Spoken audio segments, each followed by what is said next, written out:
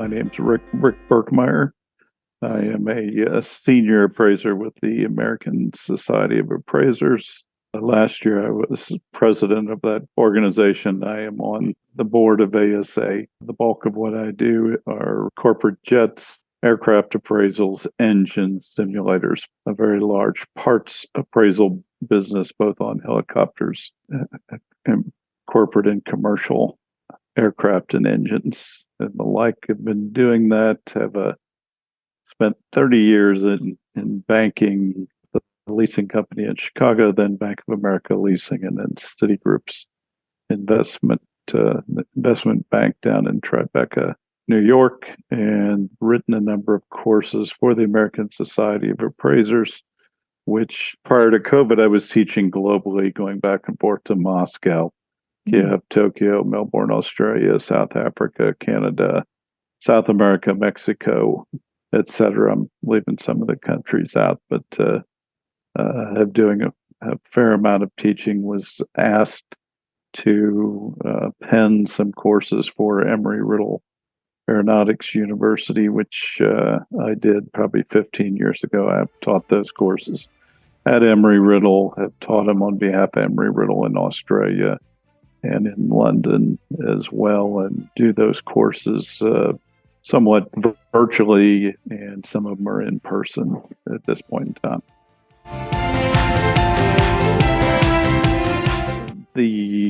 I also have done a significant amount of property tax related work, and that may involve aircraft related things. I did Verizon out in California, spent a lot of time on those assets. So I have a bit of a property tax background as well. Was a generalist as an appraiser within Bank of America, because we had a general portfolio, but started looking at aircraft and engines when I was there. As I say, most of what I do is appraisal or expert witness related work in the field.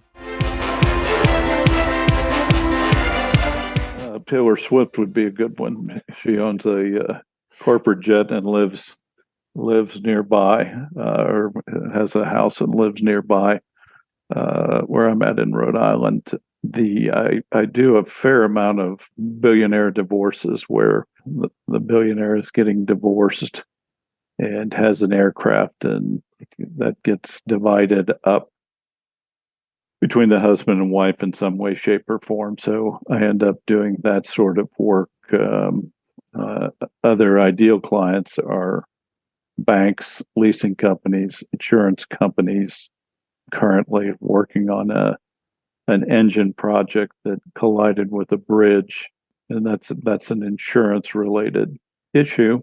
I get involved in that sort of stuff, and more so on the appraisal side, appraising what its value is, what it was before it maybe hit a bridge or after, and that sort of thing. So I fool around with that, and I'm involved in quite a few legal cases.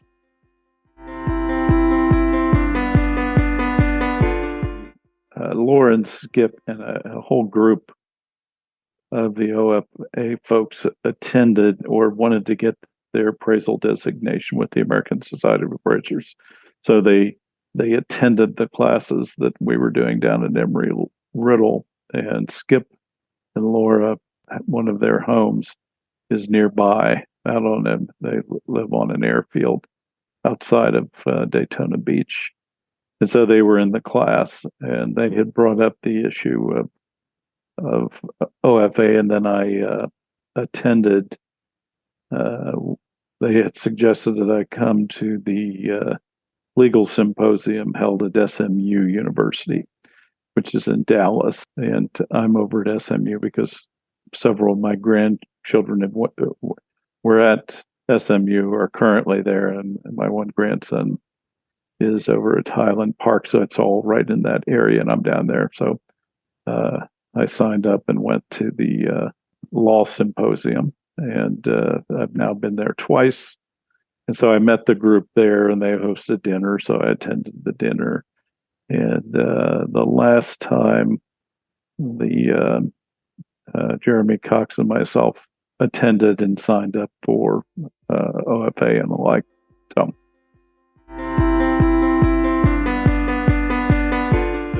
I was asked to speak on a panel for an OFA meeting, which I did. And after I was done speaking, I was sweating a little bit, very little. And I thought that's strange. And so I went outside, and then at some point, I asked Skip Higley if he would take me over to the emergency room, and he did that. And I ended up there for about 9 hours, and they misdiagnosed me. And the next step was they put me on a helicopter and flew me down to Gainesville, Florida, and they operated for 13 hours and open heart surgery, but nothing to do with the heart, more to do with the aortic valve. So that was repaired, and I was there for a month. And Skip and Laura had all my luggage, and they cleaned out the hotel I was at and returned the rental car.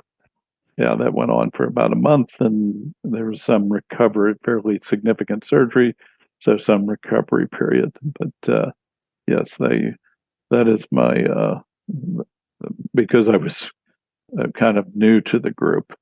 That would be sort of the OFA story. Now, I have been over.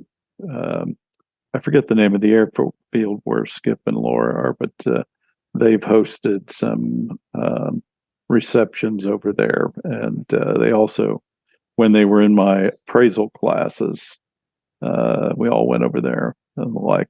So that's pretty much my experience with OFA. And at some point, Jeremy suggested I join. I said sure, and so I'm waiting for some more experiences. And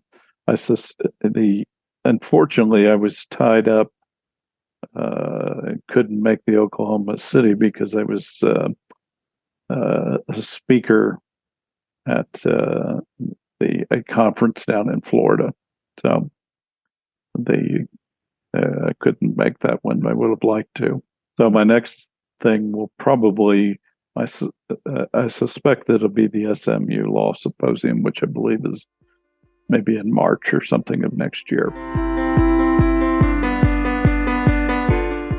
Certainly, it's a good group. It's a group that is willing to share and assist other members. And so if you want to learn from folks who have plenty of experience, and I've been very impressed with the various levels of experience of all of their members. So, I think it's a perfect organization to join for that sort of thing. If you want to be in the adjustment side of the fence, just a tremendous wealth of experience, and nobody's trying to kick somebody out or whatever. They're very helpful in anything that they're doing and the like. And I would imagine as I get further along, I'll have them assist me in some of the stuff that I'm doing, and I'll assist them in what they're doing. I'm more of a little bit of a purist when it comes to the appraisal side of it. In addition to teaching the classes, I teach the appraisal standards that the industry uses, and have a bit of an academic background, taught finance. So I imagine there'll be some cross-pollination that takes place with the group. The group, I think, meets generally twice a year or so. And so I look forward to the next meeting because I didn't make this one.